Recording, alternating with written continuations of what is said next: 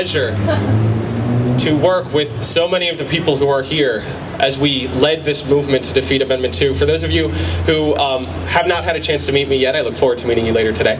But I had the pleasure of being the field director for Equality Florida, Florida's statewide gay, lesbian, bisexual, and transgender rights organization.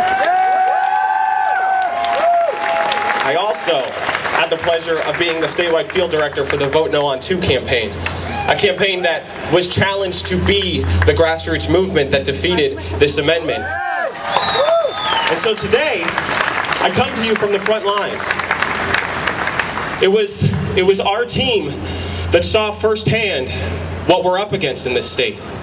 And I think that there's this idea that people who do the kind of work that I do should be callous to it, to the reactions that we get from people in this state, that we should be not feel raw when we come across the blatant discrimination and oppression and hard feelings that we experienced every single day in the course of this campaign. On Election Day in Jacksonville, we sent a volunteer to a polling precinct where a precinct worker who was appointed by the county supervisor of elections came out and said, "You cannot be here. You have to leave. You have no right to be here." And when the volunteer said, "I have every right to be here. I know my rights. I know the law," and showed them a copy of the statute that said, "I am within my rights to talk to voters and educate them about the harmful nature of this amendment," that poll worker looked them in the face and said, "You may be a homo, but you don't know the law. Gay and lesbian marriage is not okay in this state. Marriage is a union between a man and a woman." In Seminole County, the pastor of that church came out, saw what she was doing, and said, "You cannot be here.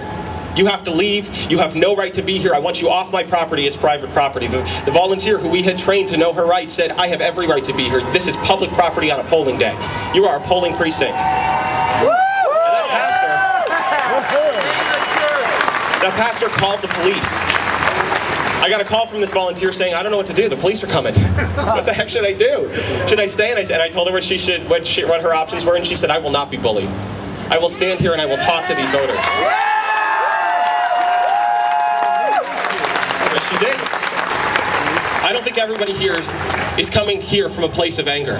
I think some people came here to mourn. I think some people came here to feel community and to feel solidarity.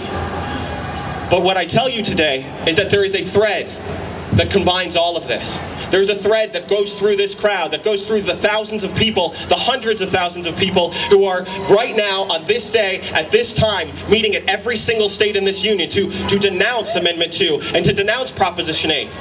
In all of those communities, the thread that ties us together is a question.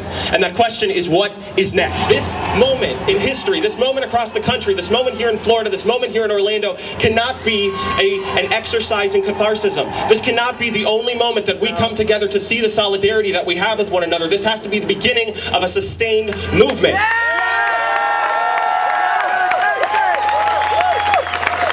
Movement begins with you. It begins with your signature on the Undo 2 petitions that are over there. It begins with your signature on the HRC materials that they have there. It begins with the money that you helped to raise to defeat measures like Amendment 2, to protect our relationships, to pass forward legislation. It begins with you coming out of the closet, using this as a moment to say, "I will not be silenced. I will not go gently into that dark night. I will stand up and I will tell the world who I am. I will tell them about my relationships, and I will be a part of an ongoing movement for equality and fairness in this state." Yeah!